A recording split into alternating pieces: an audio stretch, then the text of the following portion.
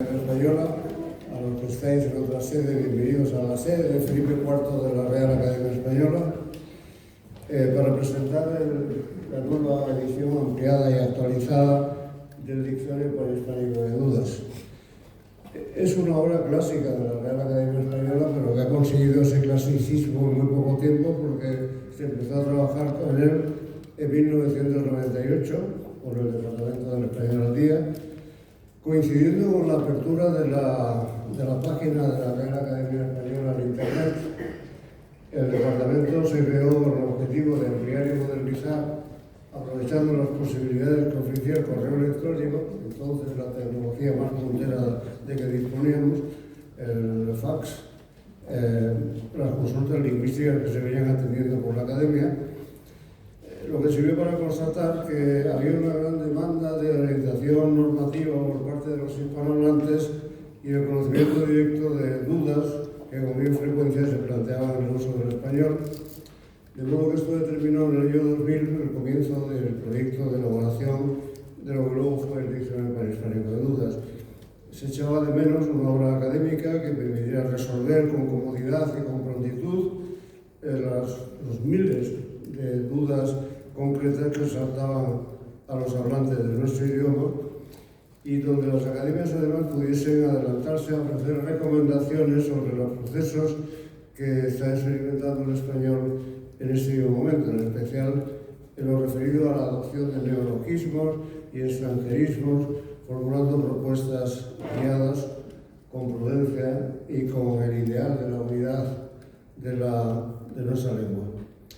A comienzos del año 2000, y por iniciativa de la Academia Chilena, empezó a elaborarse el Diccionario Panhispánico de Dudas, que fue aprobado en un pleno de directores y presidentes de academias en junio, en la reunión de octubre de 1999.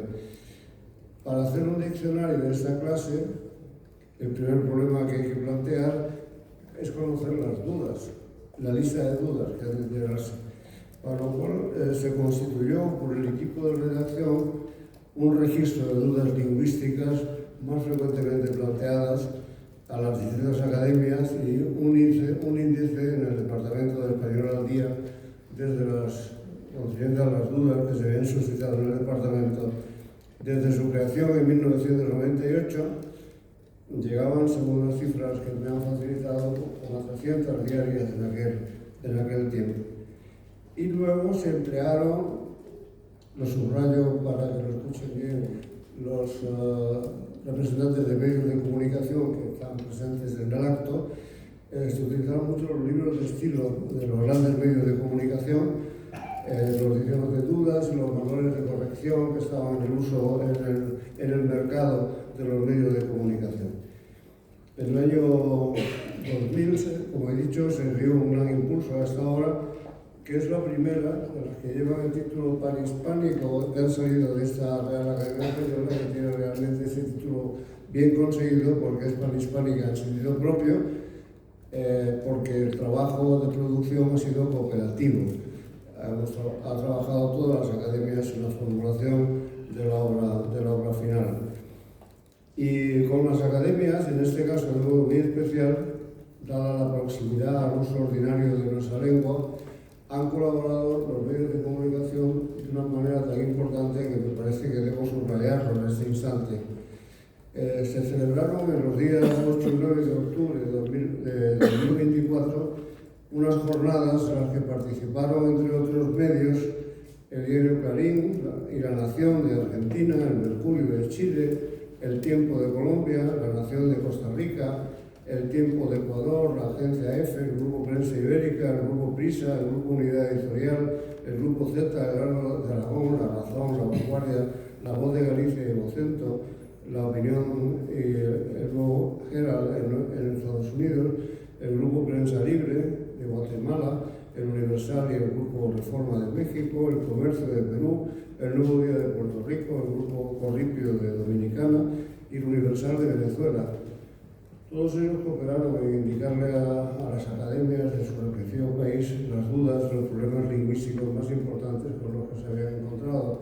De modo que la cooperación aquí es cooperación también con el sector privado de comunicación, muy importante a los efectos de esta obra, lo cual se notó porque se convocó luego otra jornada el día 9 de noviembre del año 2005, en el que ya la colaboración no fue de 25, sino de 32 medios de comunicación, que no anuncio para no cansarles.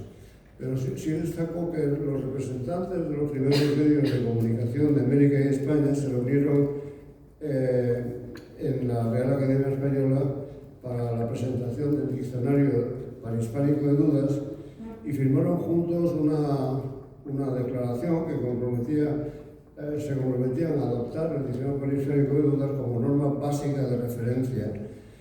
La declaración es importante y merece la pena recordarla. Decía: valoramos de manera muy positiva el esfuerzo realizado por las 22 academias de la lengua española para ofrecer a todo el mundo hispanohablante una solución consensuada a las más frecuentes dudas lingüísticas. Creemos que con ello se presta un eficaz servicio a la fundamental unidad del idioma dentro del respeto a su diversidad de realización. Nos satisface comprobar que son muchos los textos periodísticos que han servido de base de documentación de la continua evolución de la lengua y que el trabajo de nuestros libros de estilo y las observaciones que hemos formulado en las academias de manera particular y reuniones específicas han sido aprovechadas con amplitud. Por ello nos comprometemos a continuar esa colaboración aportando críticas y sugerencias que puedan enriquecer el texto y contribuyan a la permanente actualización de la obra. Conscientes de la responsabilidad que en el buen uso de la lengua nos impone el poder de influencia de los medios, nos comprometemos a adoptar como norma básica de referencia la que todas las academias han fijado en este Diccionario Panhispánico de Dudas y animamos a otros medios de comunicación a sumarse a esta iniciativa. Está fechado el 10 de noviembre de 2005, me parece una declaración realmente de las más importantes en torno a estas obras que se han producido nunca. Como había que ponerlo a día, a partir del año 2012 se comenzó una nueva fase de etapas, una nueva etapa para adaptarlo también el diccionario a las novedades que se habían producido con la aprobación y publicación de la nueva gramática de la lengua española, que se publicó en 2009, la morfología y sintaxis y la fonética y fonología, que llegó un poco más tarde, y la ortografía de 2010 y el diccionario general de 2014, la edición de 2014.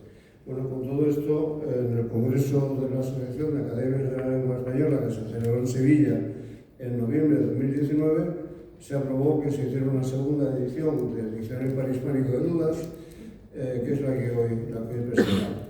Es una edición de la que le van a hablar ahora los principales responsables, el académico don Salvador Gutiérrez y la responsable del departamento, doña Elena Hernández, pero les anticipo que se han añadido como 370 nuevas entradas, de las cuales 362 son artículos no temáticos, referidos en su mayoría a neologismos y extranjerismos que se han incorporado al uso en los últimos años. En suma, es una edición que tiene mayor arraigo panhispánico, en la que se valoran con mejor fundamento los usos americanos y se gana sustancialmente en el tratamiento de la variedad y la diversidad de nuestra lengua. En total, la obra cita 3.260 obras y 399 publicaciones periódicas distintas procedentes de todos los territorios donde se habla español, incluyendo Filipinas y Guinea Ecuatorial. Esto supone que se han citado 1.661 obras y 237 publicaciones periódicas. En fin, los dejo con los principales responsables de la obra, a los que felicitamos naturalmente de nuevo personal y en nombre de la Real Academia Española. Salvador César.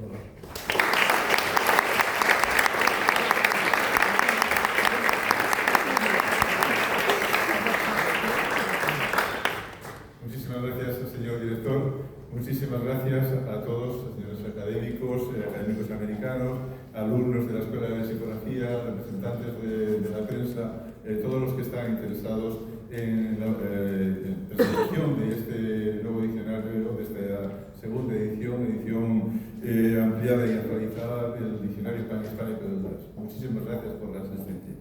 Bien, la primera parte será una parte introductoria de lo que es un diccionario de dudas sobre las cuestiones de la norma, sobre su forma de proceder, sobre sus criterios, con ejemplificaciones. Y la segunda parte, doña Elena Hernández les explicará cuáles han sido todos los cambios, las novedades, etc. El señor director ha explicado de forma magnífica todo lo que ha sido la prehistoria, la formación del primer diccionario panhispánico de dudas, cuya imagen tenemos ahí. Esta es el diccionario panhispánico de dudas, que durante mucho tiempo ha sido nuestro diccionario panhispánico, nuestro diccionario, nuestra obra de referencia. Creo que tuvo una influencia enorme, una influencia muy grande dentro de la sociedad.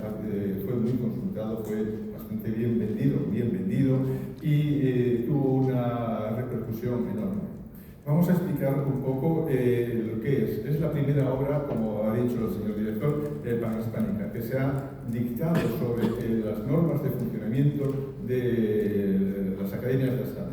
El panhispanismo se decanta y se decide por publicar todas las obras y todas las decisiones de consumo, es decir, tomadas de una forma voluntaria. Y decide encargar al Departamento de Españología, creado en 1998, la redacción y la elaboración de este diccionario. Después de mucho trabajo, de muchas consultas, se editó ya hace 20 años, para hacer 20 años, parece que no son nada como un tango, pero sí son mucho porque han representado mucho trabajo, mucha vida. Bien, para llegar hacia el diccionario panhispánico, que llamamos el panhispánico 2, o la edición revisada y ampliada, pues han tenido que ocurrir, ya han ocurrido muchas cosas. En primer lugar, ha habido 20 años de evolución de la lengua. En 20 años, en cuestiones normativas, hay muchos aspectos, hay palabras que dejan de usarse, hay palabras que inician su uso, hay palabras que cambian de valoración, hay también una enorme afluencia de información. Se edita la nueva ortografía, se edita la nueva gramática de la lengua española en sus tres partes, morfología, sintaxis, fonética, fonología.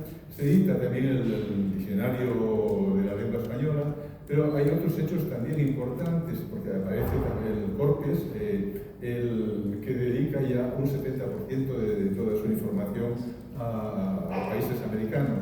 Tenemos mucha información también que nos llegaba a través de las consultas, de las preguntas que hacen los hablantes al servicio de consultas.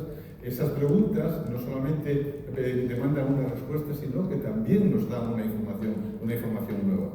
Y se hacía urgente, se hacía necesario una reedición del diccionario panhispánico de dudas, y que para que esto fuera posible, como el señor director ha aludido, el Congreso de Sevilla de 2019 aprueba proceder a la reedición de un nuevo DPD.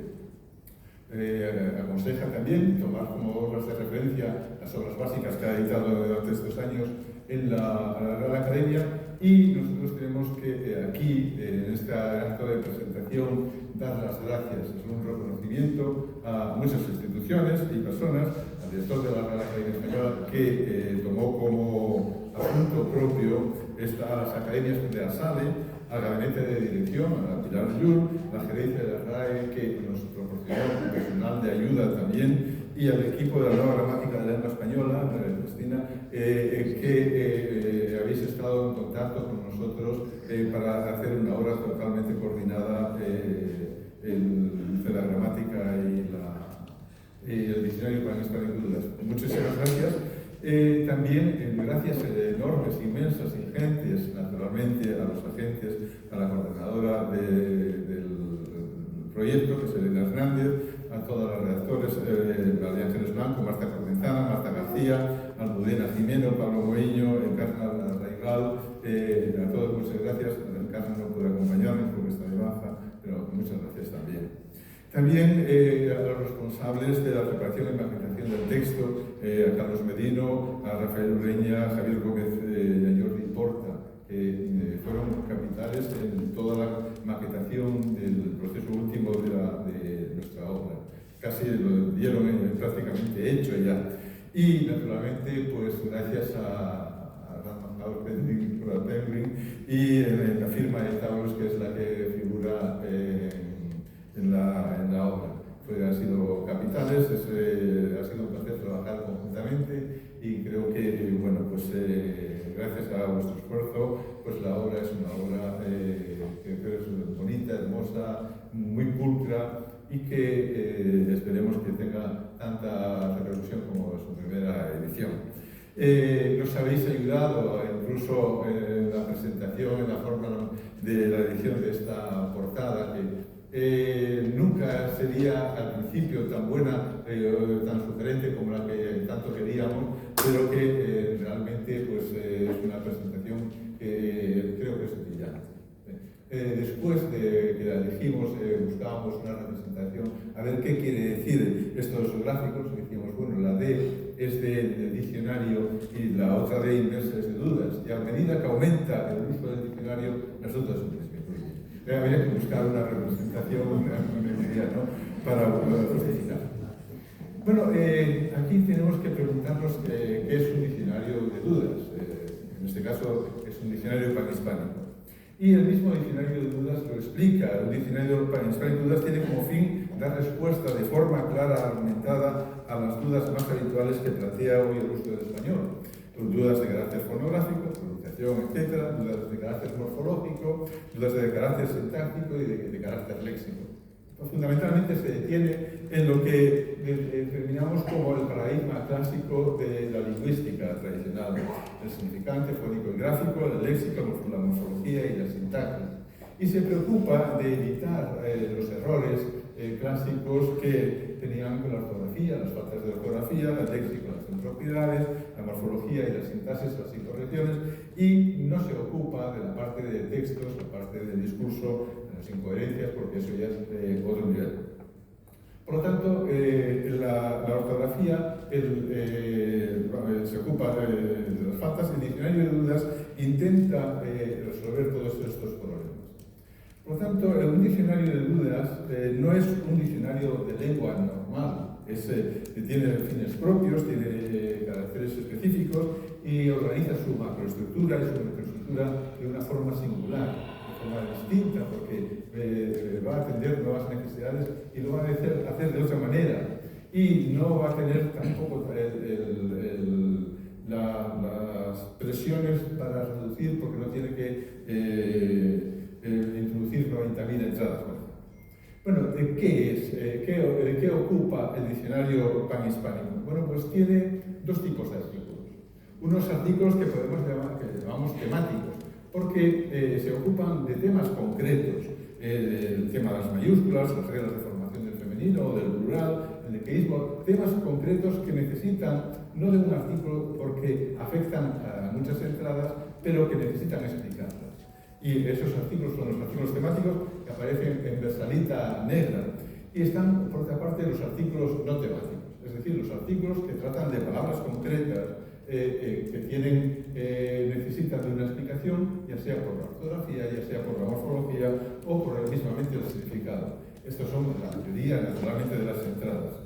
Las entradas que son temáticas las tenemos aquí: abreviación, abreviatura, acentuación.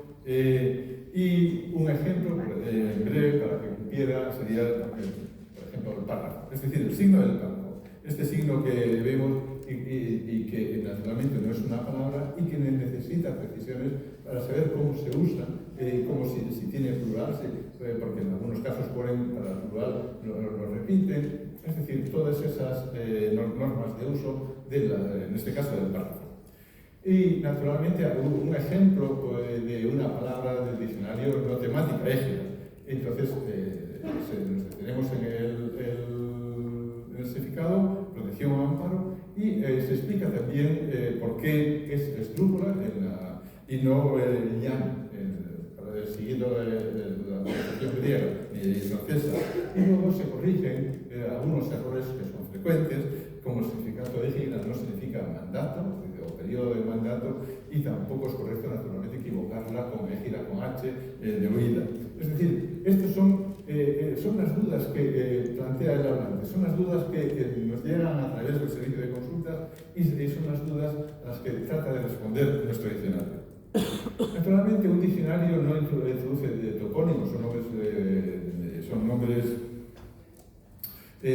propios, pero presentan dudas, porque además hay variaciones, muchos topónimos están tomados a veces de la lengua de origen, otras veces a través del inglés, presentan problemas, hay topónimos y antónimos, sónimos y antónimos, presentan problemas. Y naturalmente el diccionario sale en ayuda del hablante e introduce también topónimos. Por ejemplo, Río de Janeiro.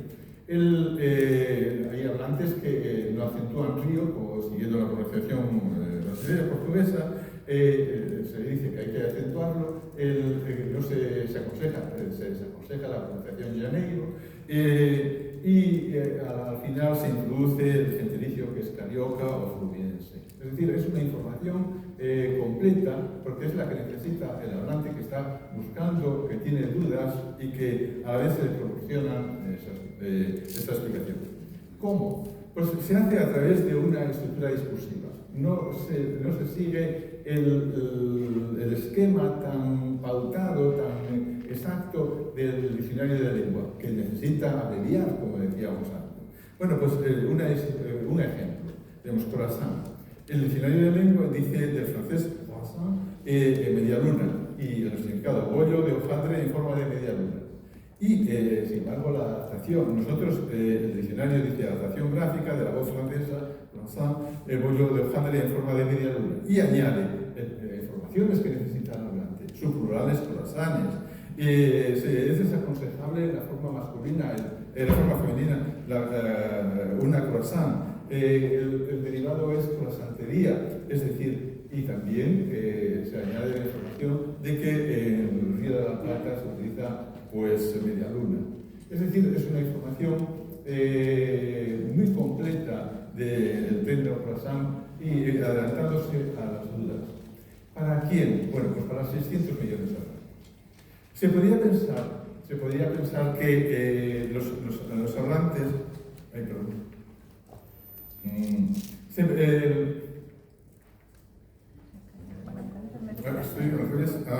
que estoy apretando el grande. 600 millones. Se podría pensar que los hablantes nativos no tienen dudas, porque se dice que el hablante nativo aprende de la lengua de una forma, no por aprendizaje, sino que va incorporando y tiene a la memoria estable, a la memoria permanente y no tiene dudas. Sin embargo, hay que diferenciar entre dos tipos de conocimiento de la lengua. Lo que se llama el código restringido y el código elaborado. El código elaborado se extiende a lo que es la escritura, a lo que es la redacción, a todas esas cuestiones que no se aprenden de forma en el grupo y naturalmente se extiende también a todos los...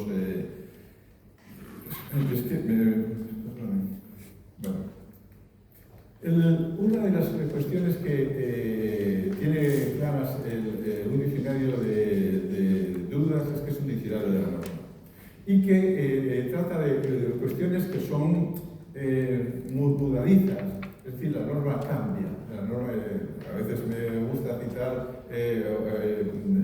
la norma inmóvil, ¿no?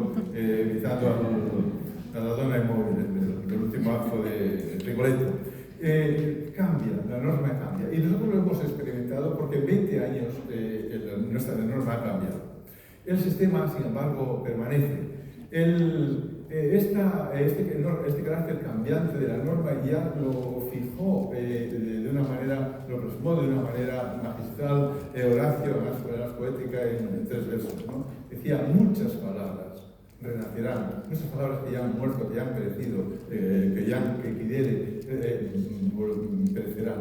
Y volverán otras que ya dejaron de usarse y otras que ahora están en la pomada, que están en el uso, quae non sum in honore vocabula caerá. Es decir, el carácter tornadizo, el carácter variable ya de la norma está fijada ya por Horacio. Por otra parte, hay otro hecho el que el Diccionario Panhispánico de Dudas incide, que es que la norma es gradual. Es decir, que los juicios normativos no son en blanco y negro, en 1 y 0, sino que los juicios normativos son graduales. Y van, como dice el mismo diccionario, desde la censura hasta la recomendación. Y lo mismo seguimos también la gramática, que también establece variaciones dentro de lo que es, por un lado está lo que es gramatical, lo correcto, lo no recomendado, lo que es preferible y correcto. De alguna manera se van utilizando adjetivos distintos, pero para matizar el carácter más o menos gradual de lo que es el normativo. Otro hecho importante es el pluricentrismo.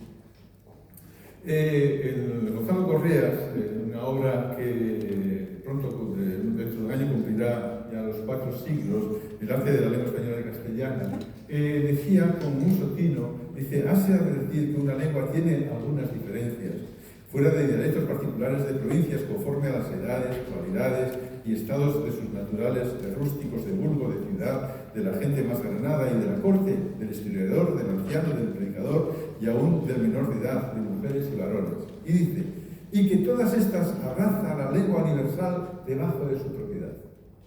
Y a cada uno le está bien su lenguaje. Y a los cortesanos no les está mal escoger lo que le parece mejor a su propósito, como el traje, mas no por eso se ha de entender que su estilo particular es toda la lengua entera y general, sino una parte, porque muchas cosas que él desecha son muy buenas y elegantes para el historiador, anciano, predicador y los otros. Es decir, la lengua es muy variada. Hay muchas variedades en el espacio, en grupos sociales, en la situación, en la historia, en el tema, en mucha variedad. Y naturalmente esa variedad acompaña al léxico, acompaña también a la norma. Pero además de la variedad, en estos momentos nosotros tenemos la conciencia, dentro de la academia y la SALE, que nuestra lengua es pluricéntrica, no responde a una sola antena anclada en Castilla la Vieja. Hay muchas normas cultas, es decir, seguidas por escritores de Río de la Plata, de Chile, de México, de Cuba, etc. Es decir, hay muchos centros. El idioma tiene una representación que podríamos representar así con estos círculos que se superponen. Bien, son áreas geográficas y para el Diccionario Panhispánico de Dudas se crearon unas comisiones para responder a estas áreas geográficas. De Chile, Río de la Plata, del área andina, del Caribe continental, de México, Centroamérica, Antillas, etcétera, etcétera. Y el diccionario responde también a ese carácter pluricéntrico y a ese carácter variado. De tal manera que cuando tiene que explicar alguna palabra, muchas ocasiones, tiene que ir, y lo hace de una manera muy clara, le hacen referencias a las distintas denominaciones en distintos países, en distintas áreas. Por ejemplo, Boyle dice, es anglicismo innecesario, de sentido equivalente a español es calentador y caldera. Pero a la vez introduce como en Bolivia y países del Cono Sur se dice calefón, y como en Chile es califón, y como en español se utiliza también termo. Es decir, hay una variedad, es decir, una información que es panhispánica, que trata de dar información de cómo se dice, cuáles son las representaciones. Cuando hablamos de variación, hay que tener en cuenta de que luego en todo ese conglomerado de variaciones suele emerger una variedad que llamamos el estándar, que es como una intersección de todos los dialectos. El estándar, dice una cita de Antonio Pascual y de Emilio Prieto de los Mozos, debe entenderse como una intersección de lectos, es decir, de hablas, de variantes, ¿no? Como una variedad convencionalmente superpuesta. Y sería representable así, es decir, como ese centro, ahí tendríamos la variedad que es el estándar, la variedad culta, y que la describe perfectamente también el diccionario. Por su carácter de lengua supraoracional, hablada en más de 20 países, el español constituye una realidad con un conjunto de normas diversas que que comparten, no obstante, una amplia base común, la que se manifiesta en la expresión culta de nivel formal, extraordinariamente homogénea en todo el ámbito hispánico, con variaciones mínimas entre las diferentes zonas, casi siempre de tipo fónico y léxico. El diccionario panhispánico no abandona en ningún momento, es decir, la importancia que tiene este estándar, reflejando siempre lo que son las variaciones,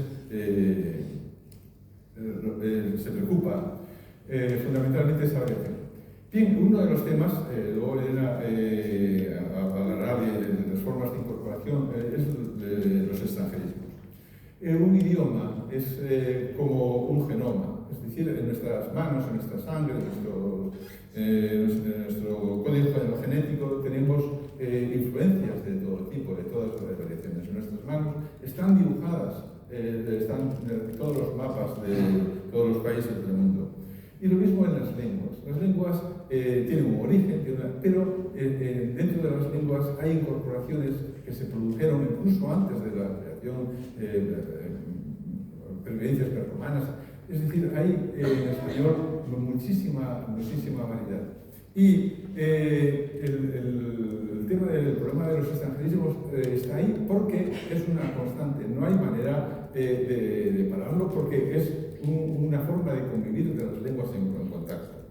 Y el diccionario, naturalmente, se ocupa y mucho de este problema, que es el problema, de esta fuente de renovación de la lengua. Y se dice, no se trata pues de restringir el derecho de quien escribe a usar voces extranjeras si así lo desea. Puede utilizar, está en su derecho siempre que la resalte tipográficamente mediante cursiva o comillas. Este diccionario se limita a señalar si su uso se justifica o no. Tenemos algunos casos, ya hemos visto uno en Boiler que decía que no estaba justificado. Se justifica o no en español, es decir, si se trata de extranjerismos necesarios o superfluos, y a recomendar, según los casos, el uso de equivalencias y adaptaciones. Bien, es decir, el diccionario panhispánico de dudas no se ocupa solo de gestar, sino a veces de dar opciones o también diciendo no es necesario, o a veces dar una salida a cómo se debe hacer. Bien, me gusta representar la labor del Departamento Español al Día y también del Diccionario Panhispánico de Dudas en un periodo intermedio. En la primera fase aparecen los extranjerismos, llegan, se registran, aparecen en la prensa, en muchas publicaciones científicas, etc. Y hay un momento más o menos largo, a veces bastante largo, en el que es un periodo dialéctico en el que esa palabra no llega al diccionario de la lengua española, la consolidación. Porque para el diccionario de la lengua española necesita cumplir unos criterios estadísticos de presencia, de duración, etcétera, que veremos a continuación. Y hay un momento en que los hablantes preguntan. Es decir, cuando están entrando los extranjerismos, los hablantes preguntan y se preguntan y nos preguntan cómo se puede utilizar esta palabra, cómo se debe adaptar, etcétera, etcétera. Bueno, nosotros seguimos los criterios clásicos ya de Quintiliano, es decir, la ratio, la vetustas, las tónicas y el constituto. Es decir, el diccionario sigue fundamentalmente el uso, el último, uso común generalizado. Cuando tienen muchísimas entradas, cuando hay, los corpus registran con mucha frecuencia. También la autoritas, el empleo de autores consagrados, naturalmente consagrados y también que aparezcan reflejados en el uso. Y el tiempo de uso de las vetustas.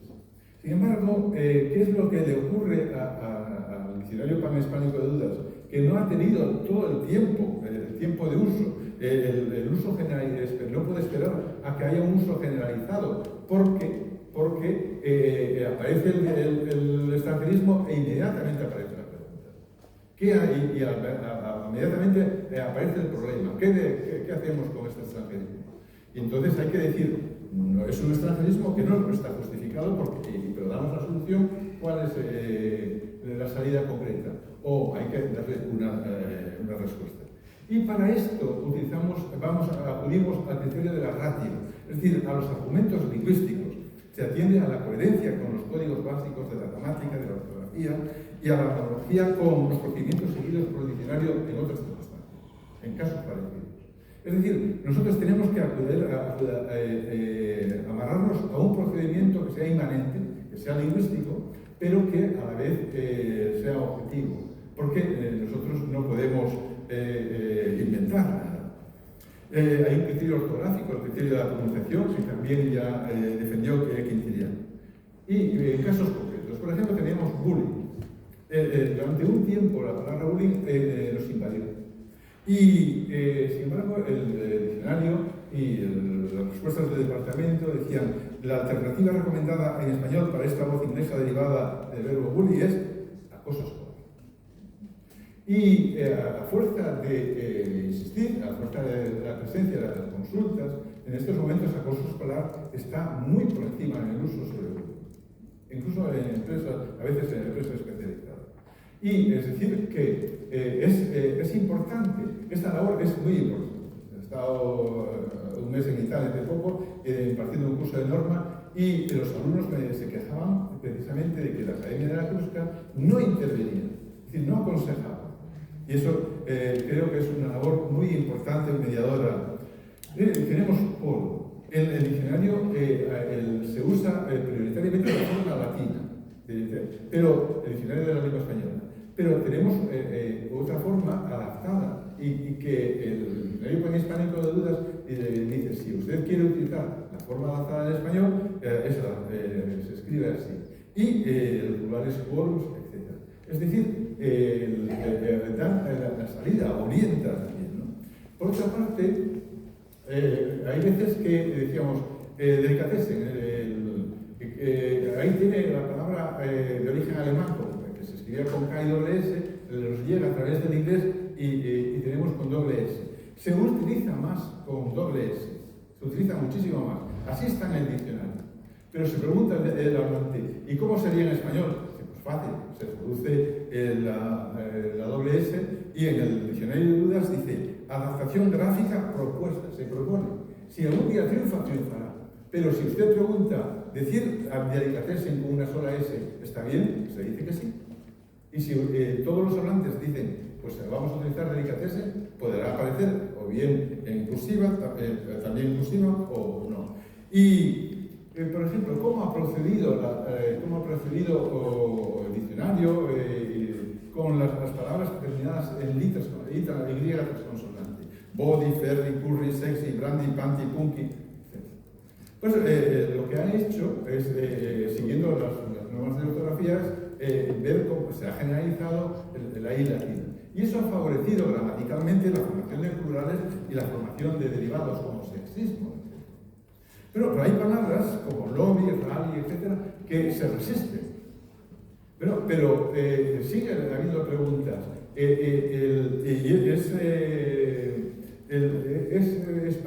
Pues sí es española. Es decir, la pronunciación lobby sería posible. Y lo que dice el diccionario es adaptación gráfica propuesta. ¿Triunfará o no? No pasa nada. Pero de hecho, existe lobista. Es decir, el derivado con I normal, ¿no? Es decir, sin doble B. Es decir, que ese camino que hace el diccionario panhispánico de dudas no quiere decir que triunfe, pero lo que está diciendo es una norma, es decir, esta construcción sigue las normas de adaptación. Y así respondemos a las preguntas, y rally, etcétera, etcétera. Bien, Wagner quita la doble N e incluso con la ING del inglés, ¿no? La palabra camping. Ya hay usos. Es decir, de palabras de camping sin la G final. Y el diccionario lo que recoge, el diccionario de la lengua, camping cursiva, y el diccionario panhispánico lo que dice adaptación gráfica propuesta. Estamos en ese ámbito todavía. ¿Triunfará o no? Pero nosotros se propone porque la forma como se ha hecho con tantos otros derivados. Gourmet, lo mismo, bueno. Y para acabar con un poco dulce, la adaptación gráfica propuesta de la iglesia Browning. Es decir, pregunta, respondemos a la pregunta. Y a esa pregunta, pues, respondemos con criterios, como decíamos, lingüísticos. Bien, espero que las pequeñas dudas que haya presentado yo aquí sobre el diccionario de dudas hayan sido aclaradas. Muchísimas gracias.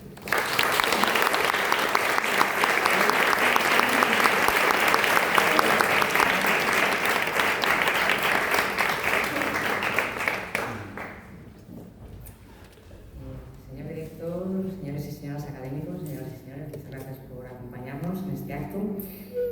Bueno, después de lo dicho por el director Santiago y por el director académico de la obra, a mí me va a quedar poco que decir, creo. Quizá nos hemos pisado la presentación en alguna cosa que por tanto trataré de saltar, ¿no?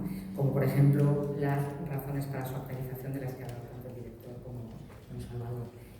Bueno, la naturaleza intrínsecamente de la norma. Yo suelo decir cuando hago alguna clase sobre estas cuestiones que el error de hoy es la norma de mañana, o puede ser la norma de mañana, y que de alguna manera el trabajo de los que nos dedicamos al análisis de la norma o a tratar de analizarla es que estamos condenados a desdecirnos, y es un trabajo en ese sentido bastante poco agradecido, ¿no? Bueno, la aparición de las obras académicas fundamentales ya se ha nombrado, y por supuesto las consultas que han hecho emerger en estos años, 20 años transcurridos, muchas dudas, muchas cuestiones que no habían sido tratadas en la primera edición. Y la existencia de nuevas herramientas, a la que también ha aludido Salvador, con la creación del CORTES 21 y su mejor ponderación en representación de la texto de territorios no europeos y del español de España, la posibilidad de buscar en los corpus anotados no solamente palabras o secuencias textuales, sino también construcciones, que es imprescindible para valorar no cuestiones referidas a palabras concretas, sino a tipos de construcciones, y nuevos corpus o nuevas versiones de otros corpus que nos sirven también como respaldo para ampliar, digamos, nuestras fuentes documentales, como es el caso de Mark Davis, ¿no? Que hay mucha documentación americana. Lo que ha cambiado en el diccionario en estos años formalmente es muy poco, es decir, quien haya manejado la primera edición se va a encontrar con un diccionario prácticamente idéntico en sus aspectos ortotipográficos, en la macroestructura y también en la microestructura a los que ha hecho referencia Salvador. Como cambios podría indicar que se ha incorporado sistemáticamente la pronunciación en todas las entradas referidas a extranjerismos crudos o adaptados, que su marca, digamos, ortotipográfica es la cursiva en el lema, puesto que antes en el DPD1 solo se aludía a la pronunciación si era esa justamente la cuestión objeto de algún comentario normativo. Ahora hemos considerado que esos extranjerismos que son de uso corriente merecen, en algunos casos, una indicación sobre cuál es su pronunciación, a veces muy cercana al original, a veces con ciertas diferencias, por eso la fórmula en unas ocasiones es PRON y la pronunciación, y otras PRON corriente entre los hispanohablantes, cuando se aleja esta un poco de la que es propia de la lengua originaria. Aprovecho para decir que, siguiendo también lo hecho en la primera edición y en la ortografía, en la representación de la pronunciación, y eso puede chocar a los lingüistas y a los especialistas, no se utilizan símbolos del alfabeto fonético internacional. Eso se ha hecho aposta para, digamos, hacer la obra más asequible a los términos especializados a los que va dirigida, donde esos símbolos requerirían una consulta ulterior de un apéndice o de una lista, y porque además algunos de los símbolos del ACI coinciden también con letras del abecedario de muy diferente valor, o son parecidas, de manera que eso puede inducir a una cierta confusión. Esa es la razón de que empleemos este sistema, que, como digo, también está en otras obras como la ortografía. Ha cambiado también, muy brevemente, la manera de citar los datos de la fuente dentro del cuerpo del diccionario, con objeto de ganar espacio para permitirnos que el volumen siga siendo manejable, pero podamos incorporar más contenido. Simplemente hemos cambiado las abreviaturas de los países y los corchetes que encierran la indicación del país y la fecha en el caso de las publicaciones periódicas por los códigos bilíteros, y hemos eliminado esos corchetes, y por tanto parece una ganancia menor, pero en el conjunto de todos los digamos, ejemplos que se citan en la obra puede resultar interesante desde el punto de vista del espacio. Y la nómina final, que antes estaba maquetada en línea seguida, ahora se ha maquetado en un cuerpo menor a 2 columnas, y en lugar de dar completos los datos de edición, como ocurría en la primera edición del DPD, ahora indicamos simplemente mediante una sigla el corpus académico del que se ha extraído aquí.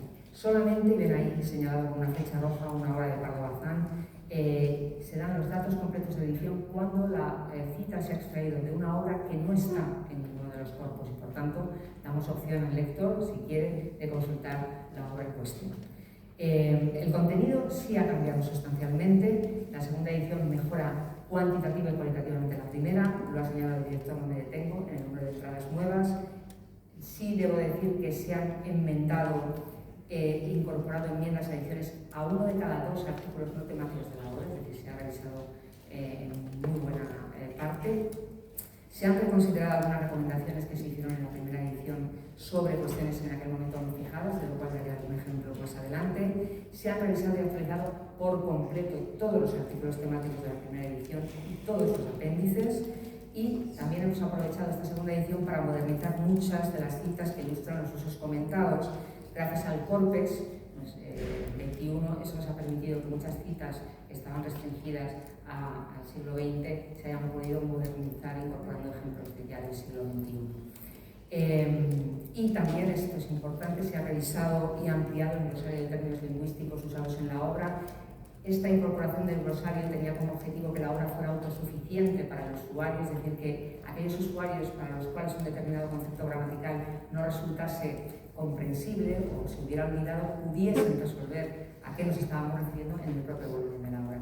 Ese glosario se ha ampliado y sobre todo se ha armonizado con el contenido del glosario de términos lingüísticos, glosario de términos gramaticales publicado en 2019. El trabajo se hizo por fases, una primera fase de organización y actualización, donde lo que hicimos es asegurar que el contenido de la segunda edición no presentaba contradicciones con ninguna de las obras académicas que se habían publicado en los años transcurridos desde la primera. Y, como digo, la revisión y actualización de todos los artículos temáticos y los apéndices. Una segunda fase de enriquecimiento, donde nos centramos en incorporar nuevas entradas, tanto temáticas como no temáticas, y una última fase de fortalecimiento de su carácter panhispánico, donde lo que hicimos fue incorporar todas las observaciones de las academias de ASADE a los borradores iniciales para elaborar el texto definitivo. Esto ha sido fundamental y lo ilustraré con un ejemplo más adelante. Como ejemplo de armonización con la última ortografía, he traído la entrada guión, que en la primera edición tenía doble lema, es decir, la posibilidad de tildar o no esta palabra en función de si el hablante pertenecía a una variedad que articulaba esta voz como hiato o como diptongo. Detectada esa doble articulación, se determinó ya en la ortografía de 1999 y en la OLE, en la ortografía sobre todo de 2010, que puesto que la tilde no tiene como misión marcar si una palabra se articula con hiato o con diptongo, sino simplemente señalar la sílaba tónica, no era justificada la grafía distinta, puesto que la sílaba tónica era la misma en una u otra articulación. Y por tanto, ya a partir de la ortografía de 2010, solo se da por válida la escritura sin guión, considerando que toda combinación de una vocal abierta tónica y una cerrada es un diptongo a efectos ortográficos y por tanto la palabra guión resulta ser un monosílabo y, como saben, los monosílabos no se acentúan. Aunque para los españoles es una palabra bisílaba aguda acabada en L y por tanto sirve de lugar. Pero bueno, esto es en aras a la unidad, se han establecido esas convenciones con respecto a las secuencias vocálicas. Como ejemplo de armonización con la última edición del diccionario he traído la palabra bizarro, el adjetivo bizarro, bizarra, que tenía en español unos sentidos tradicionales que ahí se dan, valiente, esforzado por un lado y lucido y airoso, con un ejemplo de ellos, y decíamos en la primera edición debe evitarse su empleo con el sentido de raro o extravagante, que es un calco semántico censurable del francés o del inglés. Y con un ejemplo que, como ven, lleva el símbolo de la bolaspa, que es como marcamos en el DP de la incorrección, simplemente para que el hablante discierna claramente qué usos están desaconsejados y no simplemente descritos como posibles en otros registros o en otras variedades, ¿no? Sin embargo, el diccionario, la última edición del DLE de 2014, incorpora como tercera acepción de bizarro la de raro, extravagante o fuera de lo común, de manera que era obligado que en la segunda edición del DPD corrigiéramos esa primera redacción del DPD1 y esto se ha convertido en, a estos sentidos tradicionales se ha unido modernamente el de raro, extravagante o fuera de lo común debido al influjo del inglés o el francés, ¿no? Señalamos también que es uso frecuente más en el español americano y que la extensión de su uso justifica el levantamiento de la censura tradicional. Y lo mismo cabe decir del derivado bizarro. Como ejemplo de armonización con la nueva gramática, con la cual hemos trabajado bastante codo con codo para, digamos, estar seguros de que podíamos, digamos, modificar algunas valoraciones que habíamos hecho en la primera edición con respecto a lo que estaba haciendo también la segunda edición de la gramática. He traído el ejemplo de la construcción típicamente americana, se los dije, que es la transferencia de la marca de plural al crítico de complemento directo, cuando en realidad esa marca le corresponde al indirecto, ¿no? Es algo que solo es propio del español americano y también del canario. Quizá tenga algo que ver con que vosotros no se usen esas zonas, no sé, eso habría que estudiarlo. La gramática, lo tienen ahí abajo en color verde, dice: este proceso es frecuente en la lengua de muchos países americanos y de las Islas Canarias, y que en muchas de estas variedades esta transferencia ha pasado a la lengua culta. Y señala también que esa transferencia no es tan normal cuando lo que se transfiere no es el rasgo de número, sino el de género, ¿no? Como que se las dije a ellas por haberle dicho algo a un conjunto de mujeres, ¿no? Lo que hace el DPD2 es recoger esta valoración de la gramática, y frente a la borrasca inicial y a la censura, lo que se dice es exactamente en algunas áreas, de forma notable en México, Centroamérica, el Caribe continental, el Río de la Plata, esta transferencia se ha extendido entre los hablantes cultos. Señalamos que conviven en esas áreas con la concordancia recta, es decir, no es que haya una sustitución, no es que la norma esté en ese caso completamente dividida. Tenemos un ejemplo ahí de una autora argentina, Schweblin, en una novela Kentucky, donde hay una concordancia recta, y también indicamos lo mismo, que es más raro que se transfiera el rasgo de género del complemento directo al indirecto, del indirecto al directo, y por tanto lo que hacemos en ese caso es señalar que esto se mantiene ajeno al español culto, esta transferencia de la marca de género. Por tanto, ponemos la bolas como un ejemplo, como el mensaje se las envió a sus amigas, en lugar de el mensaje se lo envió a sus amigas, que sería la concordancia recta, o el mensaje se los envió a sus amigos, que es esta discordancia admitida en función de la extensión de que goza en amplias áreas del ámbito del español americano y también en Canarias. Uno de los ejemplos, digamos, más importantes de reconsideración de recomendaciones normativas del DPD1 sobre cuestiones aún no fijadas es sobre la morfología de plural. Digamos que el sistema tiene dos marcas, S y ES, y existe ahora una cierta tensión en el sistema y de vacilación entre el uso de una u otra marca en los préstamos de reciente incorporación.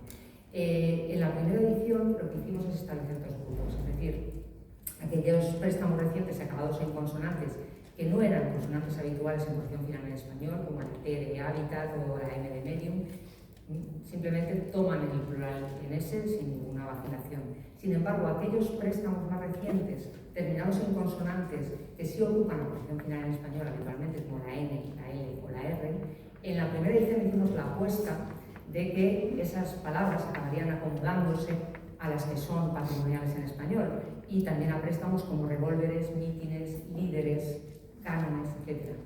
Pensábamos que esas palabras con las terminaciones, esos extranjerismos incorporados con las terminaciones, acabarían acomodándose al plural NS, como habían hecho estos precedentes. Sin embargo, esa previsión no se ha cumplido y se observa claramente que existe una vacilación fuerte en el uso entre el plural en S y en ES, y que en algunos casos prevalece el plural en S, y en otros casos, sin embargo, sí que se ha acomodado finalmente la palabra al plural en ES, y ahí he traído una muestra de cada uno. Entonces, lo que hace el DPD2 es, en muchos casos, dar como válidas ambos plurales, como en el caso de máster, ¿no?, para que sea finalmente el uso de los hablantes el que acabe por determinar cuál de los dos plurales prevalece, y no seamos nosotros quienes, digamos, tratemos de forzar, en este caso, el uso hacia una u otra forma, sin dejar de reconocer que existen, como en el caso de Scanner, plurales asentados en ES, y en el caso de FAN, fíjense la diferencia de la redacción, ¿no? Decíamos en la primera edición, aunque está generalizado el uso del plural inglés, fans,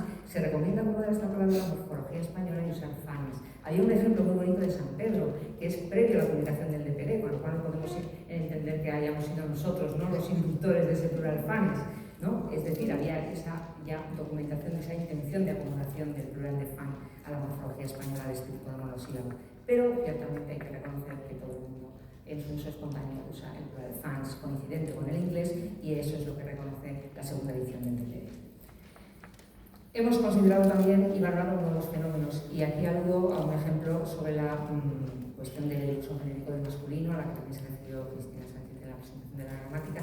Lo que hemos hecho es incorporar las últimas estrategias llegadas a nuestra redacción para tratar de evitar el uso genérico del masculino, como es lo que está sucediendo últimamente con la sustitución de esos masculinos genéricos o inclusivos por secuencias de la palabra persona o personas más un adjetivo o un sustantivo. Claro, persona tiene la ventaja de que es un epíteto femenino, con lo cual viene al pelo, podríamos decirlo así coloquialmente, para evitar el uso genérico, ¿no? Para sustituirlo. ¿Qué pasa? Que cuando lo apuntamos a un adjetivo como migrante, homosexual o discapacitado, es un uso, digamos, perfectamente válido porque estamos ante un adjetivo que está modificando un sustantivo y se hace atención a no focalizar en esas circunstancias, digamos, a estos colectivos que, digamos, tienen ciertas características un poco que pueden ser objeto de discriminación, ¿no? Sin embargo, cuando lo que adjuntamos es un sustantivo, en la posición la cosa ahí ya no es tan clara y tan útil. Por ejemplo, estas aposiciones, decimos ahí, resultan además innecesarias, puesto que el masculino genérico es perfectamente válido, artificiosas y antieconómicas frente al uso común asentado del masculino genérico, ¿no? Y por tanto las desaconsejamos. Y tenemos ejemplos ahí como textos con Volaspa de personas trabajadoras de temporada en lugar de trabajadores de temporada, o personas ingenieras y arquitectas en lugar de ingenieros y arquitectos, o personas diputadas en lugar de diputados, ¿no? O personas periodistas en lugar de periodistas, por cierto, de los cuales hay aquí una representación, ¿no? También lo que hemos hecho es mejorar la descripción con mucha más atención a las diferentes variedades y una mejor valoración de los usos diferenciales. Fíjense que la entrada business, que es un extranjerismo crudo, tenía 4 líneas en el DPD1 y se decía que era una voz inglesa con uso de la necesaria en español porque existían con plena licencia equivalentes negocio o actividad comercial. Ejemplo con Volaspa, y también se decía que es igualmente superfluo el uso de la adaptación business. ¿Qué hace el DPD2? Bueno, aparte de incorporar la pronunciación, dice, no obstante, en referencia sobre todo a negocios ilícitos y irregulares, tiene uso en la lengua coloquial, especialmente en América, la adaptación. Al desaparecido la Volaspa se reconoce que es una adaptación que tiene un sentido específico coloquial, sobre todo en español americano, pero además se añade en Cuba, México y algunos países centroamericanos se documenta también el singular regresivo business, ¿no? Y hay un ejemplo, y hablamos del derivado como businear, que es hacer negocios, especialmente si son ilícitos. Como ven, ha aumentado mucho el contenido del artículo porque se atiende tanto a una mejor descripción como a la valoración de usos diferenciales. Por ejemplo, el caso de yoga, igualmente se decía es masculino el yoga, que es digamos, el género con el que aparece en el DLE. En nuestro artículo en DPD decimos que se recomienda el uso como sustantivo masculino porque es el generalizado en todo el ámbito hispanohablante, pero reconoce también que en algunos países como México y Nicaragua a veces se usa como femenino y no hay rastro de Volaspa en ese ejemplo de la yoga de Universidad de México. A ejemplos de neologismos he traído solo 2, por ejemplo, que tienen mucho que ver con extranjerismos, por cierto, emprendimiento, que sería la palabra que en español, digamos, se usa con mayor frecuencia para sustituir ese anglicismo, con un uso diferencial en América, porque en América emprendimiento no solo se refiere a la acción y efecto de emprender un negocio, sino también a negocio o empresa mismo, ¿no? Y lo que hacemos sí es desaconsejar, digamos, para tratar de convenir en un solo equivalente, desaconsejar el uso de otros neologismos sinónimos que son de uso minoritario, como emprendedurismo o emprendeduría, etcétera, que tienen variantes como también, ¿no? Es decir, estamos intentando canalizar, ¿no?, a todo el ámbito hispanohablante en la selección del que ahora ya es mayoritario, que es emprendimiento. El ejemplo de ludificar. Ludificar es un neologismo también, aunque es aplicar técnicas o dinámicas de juego en entornos no recreativos para motivar o facilitar una tarea o aprendizaje, con su sustantivo correspondiente, ludificación, y este está incorporado para tratar de orientar también el uso hacia esta palabra cuya raíz es ludus, de origen latino, juego, que está ya en lúdico, ludoteca, ludopatía, etcétera. Recomendarlo frente a gamificación, que lo que tiene como raíz es el anglicismo game, juego, y que puede resultar menos transparente quizás, ¿no? Y luego hacemos mención a otras posibles equivalencias como juguetizar o jueguizar, que son minoritarias pero que también las hemos detectado y que están creadas sobre juguete y juego. Como extranjerismos, Salvador, la provincia de Brownie me la ha pisado, así que no me detengo. SPA, adaptación gráfica propuesta para la voz inglesa SPA, Jinsen o Jinsen, en este caso un caso de doble acentuación, que es una adaptación gráfica también propuesta para esta palabra de origen chino, como ven, todos y cada una de las formas que allí se aconsejan están documentadas con ejemplos reales, es decir, no inventamos nada. Y por tanto aprovechamos que están documentadas ya las adaptaciones para animar a a los hispanohablantes a usarlas, porque ese proceso de adaptación de extranjerismo ha sido tradicional en la evolución del español. Cuando un término se ha incorporado plenamente a la lengua, ha acabado adaptándose a la ortografía. Y no es caprichoso, las adaptaciones no son caprichosas, tienen un objetivo fundamental, que es conseguir que la ortografía siga siendo lo clara y sencilla que es la del español con respecto a las de otras lenguas, y que no se separe, ¿no? Que no se separe la ortografía y la pronunciación en exceso. Como extranjerismos crudos, influencer, he traído Ukiyo. Me detengo en el caso de emoji para no alargarme, porque es muy interesante la solución que se da en ese caso para esta voz de origen japonés, porque por un lado podemos tratarla como un extranjerismo fónicamente adaptado, y por tanto lo que debemos modificar, o lo que modifican muchos hablantes, es la pronunciación. Vemos emoji con J y pronunciamos emoji. Hay, sin embargo, hablantes que escriben emoji con su grafía originaria, pero pronuncian emoji, con lo cual estarían haciendo uso de un extranjerismo crudo o no adaptado, deberían marcarlo tipográficamente con una cursiva, pero en ese caso lo que recomendaríamos mejor es que incluso esa segunda pronunciación se adaptase también gráficamente, dando lugar a la grafía con Y, emoji, de la cual también damos un ejemplo, y su relación con la palabra emoticón en América. Y me detengo ya, para finalizar, en la importancia del método panhispánico. Es importantísima la colaboración de todas las academias en el proyecto. Y traigo esta entrada porque hay una diferencia fundamental entre la redacción del equipo inicial y el resultado final. Nosotros habíamos incorporado esta palabra porque hay dudas sobre su pronunciación. ¿Es braille? ¿Es braille? ¿Braille? No sé. Entonces, bueno, atendiendo a que en España, donde la Organización Nacional de Ciegos Españoles tiene mucho peso, siempre usa la pronunciación braille, es decir, acomodando la pronunciación a la grafía, que no es la original francesa, porque este es un apellido de un señor francés que es el que inventó este método. Lo que hacíamos es decir que no eran válidas ni la grafía braille ni la pronunciación braille, porque teníamos solamente en el radar, digamos, el uso que hacíamos en España, o por lo menos el uso que hacía la Organización de Ciegos Españoles. ¿Qué pasó? Recibimos un montón de observaciones de las academias diciendo que en América la pronunciación normal es braille, y se repetía una y otra vez. ¿Qué hicimos? Redacción final, ¿no? Braille, esta es la grafía etimológica y mayoritaria de este sustantivo que procede del apellido bla bla bla. A esta grafía le corresponde en español la pronunciación braille, o braille, entre hablantes yeístas, que es la preferida en España. En América, en cambio, la pronunciación generalizada es braille, a la que debe corresponder, en español naturalmente, la grafía braille. Y un ejemplo de la grafía adaptada braille, que he sacado de México, del Universal. Entonces, lo que decimos es que se recomienda acomodar en el uso grafía y pronunciación, ya que carece de justificación en español escribir braille y pronunciar braille, ¿no? Es una discordancia porque ni siquiera es la pronunciación originaria, la etimológica francesa, ¿no? Y finalmente detectamos también, porque así nos lo dijo la Academia puertorriqueña, que en Puerto Rico, por razones obvias, utilizan la pronunciación braille, que es la propia del inglés. En este caso sí se les aconseja, porque naturalmente es una pronunciación que no corresponde a nuestra lengua, sino al inglés. Y creo que con esto queda un panorama bastante, creo, amplio de lo que hemos hecho en esta segunda.